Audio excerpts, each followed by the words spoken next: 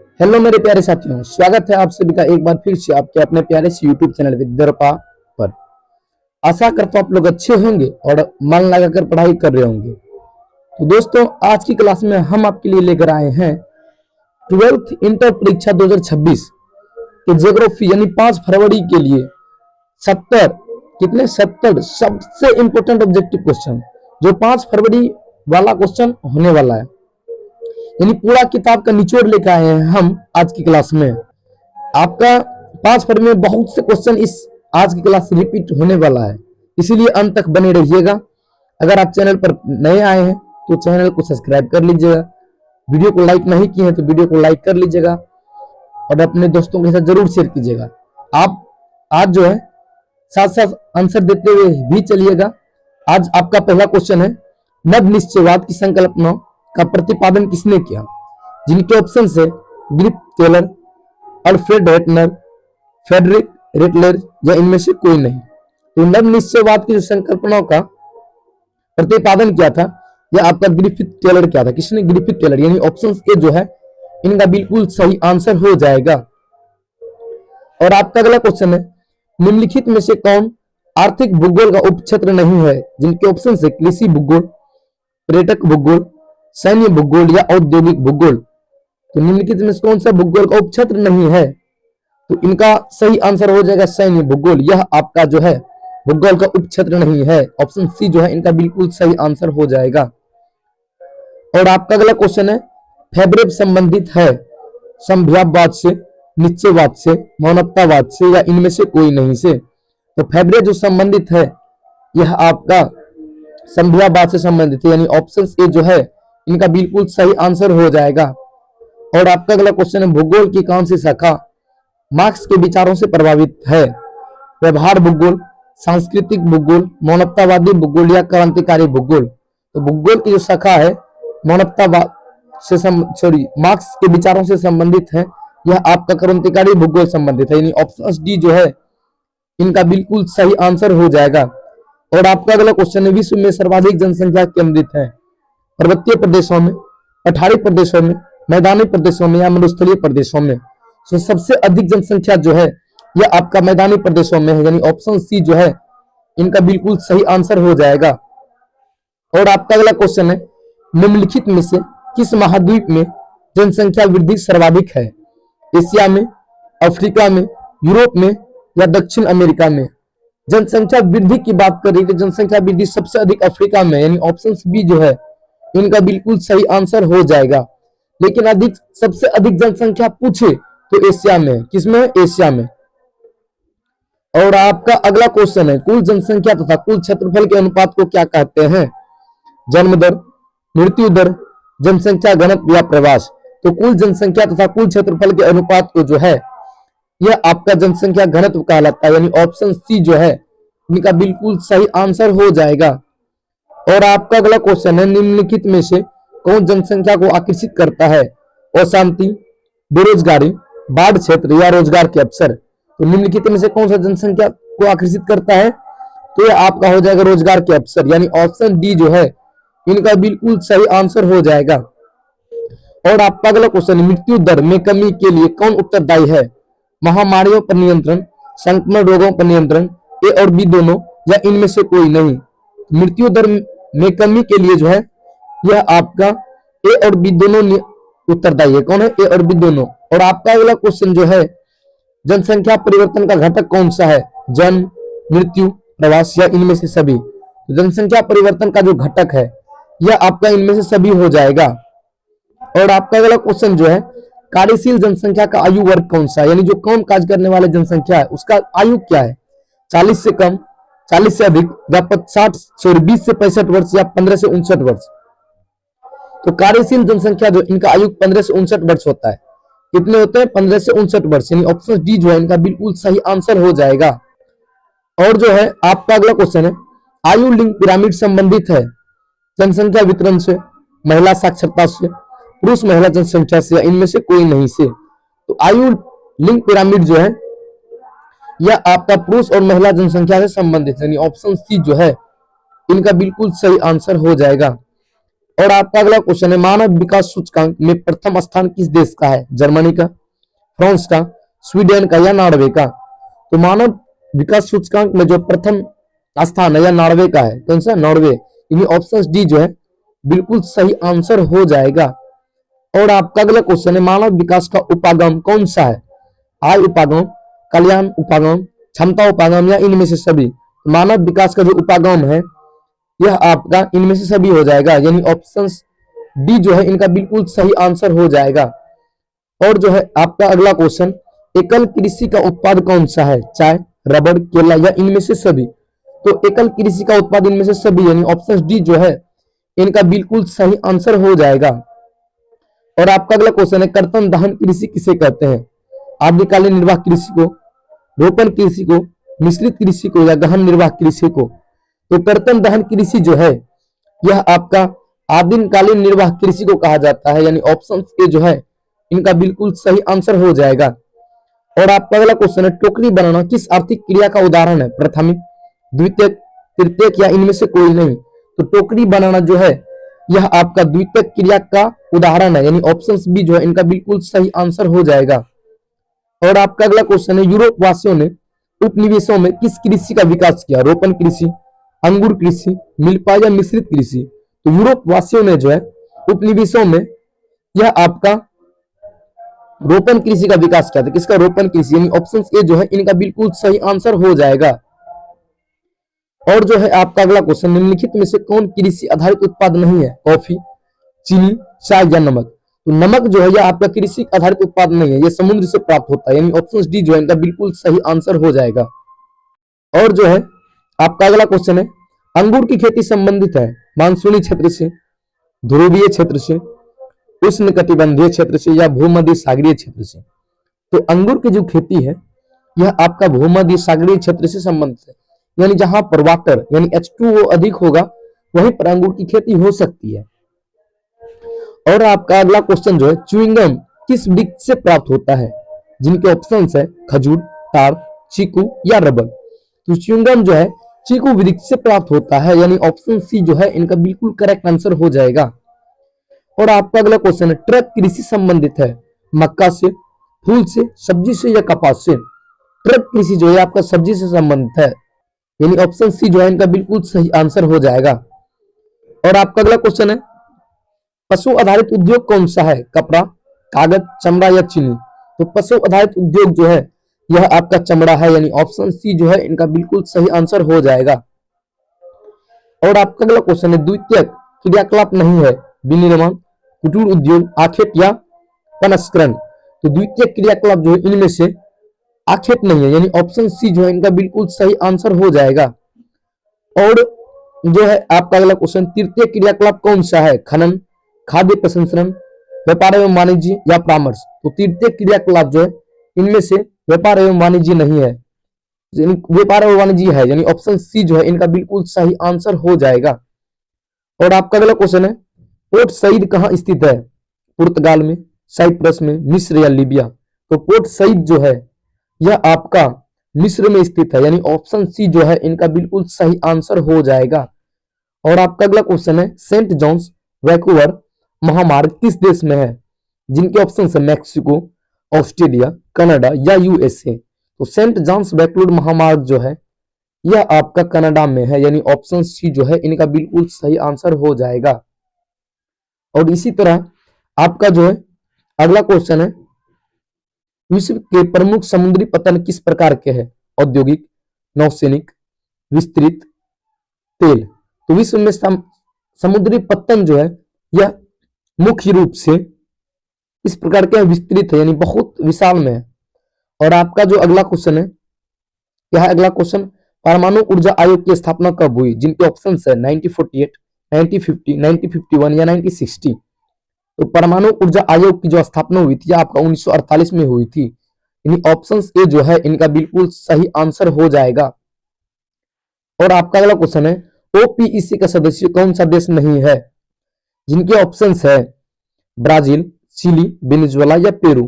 तो ओपीईसी का जो सदस्य है आपका वेनेजुएला नहीं है। सदस्य कौन सा देश है? सॉरी वेनेजुएला है, नहीं है, मिस्टेक हो गया। ये ऑप्शन सी जो है इनका बिल्कुल सही आंसर हो जाएगा। और आपका अगला क्वेश्चन जो है, ग्रेट लेक्स जलमार्ग किस महाद्वीप में है? जिनके ऑप्शन है यूरोप, एशिया, उत्तरी अमेरिका या अफ्रीका। तो ग्रेट लेक्स जलमार्ग जो है यह आपका उत्तरी अमेरिका में है, यानी ऑप्शन सी जो है इनका बिल्कुल सही आंसर हो जाएगा। और जो है आपका अगला क्वेश्चन है, वृत्ताकार बस्ती कहाँ पाई जाती है? झीलों के चारों ओर, नदी किनारे, तट पर या कहीं नहीं। तो वृत्ताकार बस्ती जो है यह झीलों के चारों ओर पाया जाता है, यानी ऑप्शन ए जो है इनका बिल्कुल सही आंसर हो जाएगा। और आपका अगला क्वेश्चन है, पैट्रिक गोडेस संबंधित है? ऑप्शन आपका सन नगर से, मेगालोपोलिस से, गांव से या इनमें से कोई नहीं से। तो पैट्रिक गोडेस जो है यह आपका सन नगर से संबंधित है। किसे? सन नगर, यानी ऑप्शन ए जो है इनका बिल्कुल सही आंसर हो जाएगा। अगर आपको वीडियो अच्छा लग रहा हो तो वीडियो को एक लाइक करें, चैनल पर नए हैं तो चैनल को सब्सक्राइब करें और अपने दोस्तों के साथ जरूर शेयर करें। और आपका अगला क्वेश्चन है, औद्योगिक नगर कौन सा है? यरूशलेम, कैनबरा, विनिपेग या पिट्सबर्ग। तो औद्योगिक नगर जो है यह आपका पीटर्सबर्ग है। कौन है? पीटर्सबर्ग, यानी ऑप्शन डी जो है इनका बिल्कुल सही आंसर हो जाएगा। और आपका अगला क्वेश्चन है, 2011 में भारत की जनसंख्या घनत्व थी? जिनके ऑप्शन है 282, 382, 352 या कोई नहीं। 2011 में भारत की जनसंख्या जो थी यह 382 थी, यानी ऑप्शन बी जो है इनका बिल्कुल सही आंसर हो जाएगा। और आपका अगला क्वेश्चन है, भारत में सर्वाधिक जनसंख्या वाला भाषाई परिवार है? द्रविड़, भारोपीय, चीनी तिब्बती या ऑस्ट्रियक। तो भारत में सर्वाधिक जनसंख्या भाषाई वाला परिवार जो है यह आपका भारोपीय है। कौन है? भारोपीय, यानी ऑप्शन बी जो है इनका बिल्कुल सही आंसर हो जाएगा। और जो है आपका अगला क्वेश्चन, 2011 में बिहार की जनसंख्या घनत्व थी? 1126, 10,006, 906 या 1106। तो भारत में बिहार में 2011 की जनसंख्या घनत्व 1106 थी, यानी ऑप्शन डी जो है इनका बिल्कुल सही आंसर हो जाएगा। और आपका अगला क्वेश्चन है, 2011 में भारत की नगरीय जनसंख्या थी? 31.16%, 27.3%, 26.84% या कोई नहीं। तो 2011 में जो है भारत की नगरीय जनसंख्या थी यह आपका 31.16% थी, यानी ऑप्शन ए जो है इनका बिल्कुल सही आंसर हो जाएगा। और आपका अगला क्वेश्चन है, भारत में सर्वाधिक एचडीआई वाला राज्य है?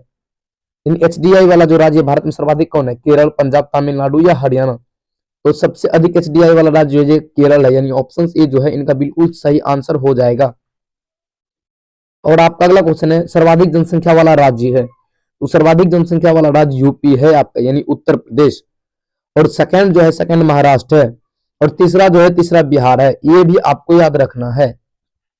और आपका अगला क्वेश्चन है, मुख्य श्रमिक के लिए न्यूनतम कार्य दिवस क्या है? 60, 80, 200 या 183। तो मुख्य श्रमिक के लिए जो है न्यूनतम कार्य दिवस यह आपका 183 है, यानी ऑप्शन डी जो है इनका बिल्कुल सही आंसर हो जाएगा। और आपका अगला क्वेश्चन है, गाजियाबाद है प्राचीन नगर, मध्यकालीन नगर, आधुनिक नगर या उपग्रह नगर। तो गाजियाबाद जो है यह आपका उपग्रह नगर है, यानी ऑप्शन डी जो है इनका बिल्कुल सही आंसर हो जाएगा। और आपका अगला क्वेश्चन है, ग्रामीण बस्तियों के प्रकार है? गुच्छित, पल्लीय, प्रकीर्ण या सभी। तो ग्रामीण बस्ती का जो प्रकार है ये सभी हो जाएंगे, यानी ऑप्शन डी जो है इनका बिल्कुल सही आंसर हो जाएगा।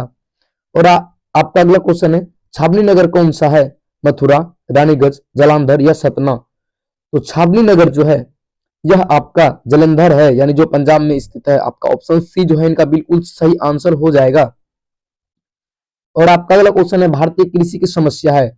निम्न उत्पादकता, विखंडित जोत, अनियमित मानसून या सभी। तो सभी हो जाएंगे भारतीय कृषि की समस्या। ऑप्शन डी जो है इनका बिल्कुल सही आंसर हो जाएगा। और आपका अगला क्वेश्चन, प्रमुख जूट क्षेत्र है? गंगा डेल्टा, कृष्णा डेल्टा या गोदावरी डेल्टा या कोई नहीं। तो प्रथम जूट क्षेत्र जो है गंगा का डेल्टा है। ऑप्शन ए जो है इनका बिल्कुल सही आंसर हो जाएगा। और इससे रिलेटेड एक क्वेश्चन कि जो है गंगा डेल्टा के द्वारा कौन सा डेल्टा का निर्माण होता है? गंगा नदी के द्वारा किस डेल्टा का निर्माण होता है? इसका आंसर आप लोग को कमेंट में देना है। और आपका अगला क्वेश्चन, रेशेदार फसल है? जिनके ऑप्शन है चाय, गेहूं, कॉफी या कपास। तो रेशेदार फसल जो है यह आपका कपास है, यानी ऑप्शन डी जो है इनका बिल्कुल सही आंसर हो जाएगा। और आपका अगला क्वेश्चन है, चाय उत्पादन में अग्रणी राज्य है? गुजरात, बिहार, असम या सिक्किम। तो चाय उत्पादन में जो अग्रणी राज्य है आपका असम है, यानी ऑप्शन सी जो है इनका बिल्कुल सही आंसर हो जाएगा। और आपका अगला क्वेश्चन है, पाइकरा परियोजना स्थित है तमिलनाडु में, पंजाब में, झारखंड में या असम में। तो पाइकरा परियोजना जो है यह आपका तमिलनाडु में स्थित है, यानी ऑप्शन ए जो है इनका बिल्कुल सही आंसर हो जाएगा। और आपका अगला क्वेश्चन है, कांसी नदी पूर्व की ओर नहीं बहती, महानदी, स्वर्णरेखा, तापी या कृष्णा। तो कांसी नदी पूर्व की ओर नहीं बहती है तो तापी नदी, यानी ऑप्शन सी जो है इनका बिल्कुल सही आंसर हो जाएगा। और आपका अगला क्वेश्चन है, जल संसाधन की समस्या है, संरक्षण, वितरण, उपलब्धता, ये सभी। तो जल संरक्षण की जो समस्या ये सभी हो जाएंगे, संरक्षण, वितरण, उपलब्धता, यानी ऑप्शन डी जो है इनका बिल्कुल सही आंसर हो जाएगा। आपका जो अगला क्वेश्चन है, डिगबोई प्रसिद्ध है जिनके ऑप्शन है लौह, पेट्रोलियम, तांबा या चांदी के लिए। तो डिगबोई जो है यह आपका पेट्रोलियम के लिए प्रसिद्ध है, यानी ऑप्शन बी जो है इनका बिल्कुल सही आंसर हो जाएगा। इससे रिलेटेड एक क्वेश्चन कि डिगबोई कहाँ स्थित है, इसका आंसर आप लोग कमेंट में दीजिएगा। और जो है इसी तरह आपका जो है अगला क्वेश्चन है, खनिज आधारित उद्योग नहीं है, तांबा, सीमेंट, सूती वस्त्र या लौह इस्पात। तो खनिज आधारित उद्योग जिसमें सूती वस्त्र नहीं है, यानी ऑप्शन सी जो है इनका बिल्कुल सही आंसर हो जाएगा। और आपका अगला क्वेश्चन है, मुंबई हाई है कोयला क्षेत्र, पेट्रोलियम क्षेत्र, तांबा क्षेत्र या अब्रक क्षेत्र। तो मुंबई हाई जो है यह आपका पेट्रोलियम क्षेत्र है, यानी ऑप्शन बी जो है इनका बिल्कुल सही आंसर हो जाएगा। और आपका अगला क्वेश्चन है, बालाघाट मैग्नीज क्षेत्र है, यानी बालाघाट मैग्नीज क्षेत्र कहाँ स्थित है, ओडिशा में, छत्तीसगढ़ में, झारखंड में या मध्य प्रदेश में। तो बालाघाट जो है यह आपका मध्य प्रदेश में, कहां पे, मध्य प्रदेश, यानी ऑप्शन डी जो है इनका बिल्कुल सही आंसर हो जाएगा। और आपका अगला क्वेश्चन है, नोआ मंडी लौह अयस्क क्षेत्र है, महाराष्ट्र, मध्य प्रदेश, झारखंड या छत्तीसगढ़ में। तो नोआ मंडी लौह अयस्क क्षेत्र जो है यह आपका झारखंड में है, यानी ऑप्शन सी जो है इनका बिल्कुल सही आंसर हो जाएगा। और आपका अगला क्वेश्चन है, गोंडवाना कोयला क्षेत्र है, नागालैंड, तमिलनाडु में, झारखंड में या त्रिपुरा में। तो गोंडवाना जो है यह भी झारखंड में है, कहां पे, झारखंड में, यानी ऑप्शन सी जो है इनका बिल्कुल सही आंसर हो जाएगा। और आपका अगला क्वेश्चन है, कैगा परमाणु केंद्र है, उत्तर प्रदेश में, महाराष्ट्र में, गुजरात में या कर्नाटक में। तो कैगा, कोसे कैगा और कोसे कर्नाटक, यानी कर्नाटक में स्थित है, यानी ऑप्शन डी जो है इनका बिल्कुल सही आंसर हो जाएगा। और आपका अगला क्वेश्चन है, हुबली सूती वस्त्र केंद्र है, पश्चिम बंगाल, कर्नाटक, तमिलनाडु या महाराष्ट्र। तो हुबली सूती वस्त्र केंद्र जो है यह आपका कर्नाटक है, यानी ऑप्शन बी जो है इनका बिल्कुल सही आंसर हो जाएगा। और आपका अगला क्वेश्चन जो है, लौह इस्पात उद्योग है आधारित स्वतंत्र, कुटीर या लघु। तो लौह इस्पात उद्योग जो है यह आपका आधारभूत है, यानी ऑप्शन ए जो है इनका बिल्कुल सही आंसर हो जाएगा। और आपका अगला क्वेश्चन, नगरीय समस्या है, पेयजल, वायु प्रदूषण, मरीन बस्ती या सभी। तो नगरीय समस्या जो है यह आपका सभी हो जाएंगे, ये सभी नगरीय समस्या है, ऑप्शन डी जो है इनका बिल्कुल सही आंसर हो जाएगा। और आपका अगला क्वेश्चन है, कारावार पत्तन स्थित है, तमिलनाडु, कर्नाटक, पश्चिम बंगाल या गुजरात में। तो कारावार पत्तन जो स्थित है यह आपका कर्नाटक में स्थित है, यानी ऑप्शन बी जो है इनका बिल्कुल सही आंसर हो जाएगा।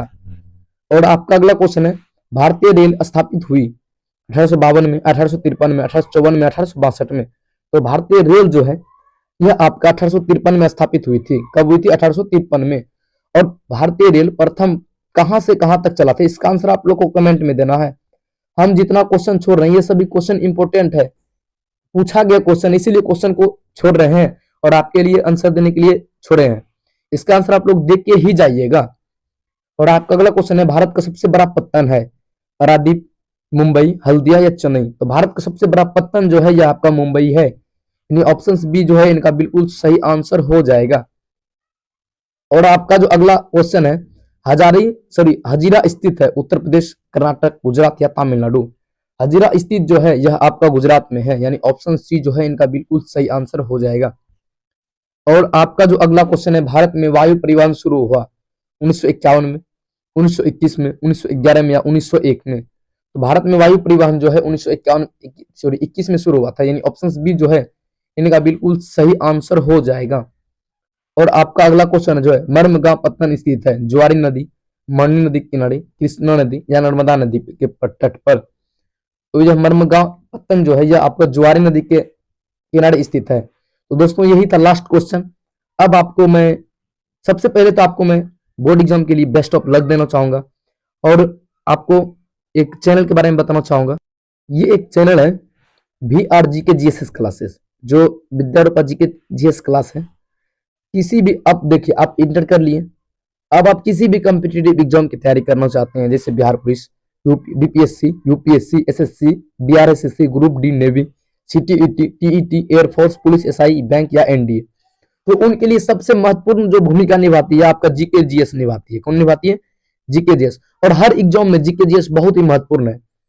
तो आप लोग जो है इस जीके जीएस के लिए, बीवीआई जीके जीएसएस के लिए जो है VRG के जीएस क्लासेस को जरूर सब्सक्राइब कर लें। तो और सब्सक्राइब करें और अपने उज्जवल भविष्य की कामना करें। मिलते हैं इसी तरह के नए वीडियो के साथ, तब तक आप अपना ख्याल रखें, अपने परिवार का ख्याल रखें। धन्यवाद। जय हिंद, जय भारत।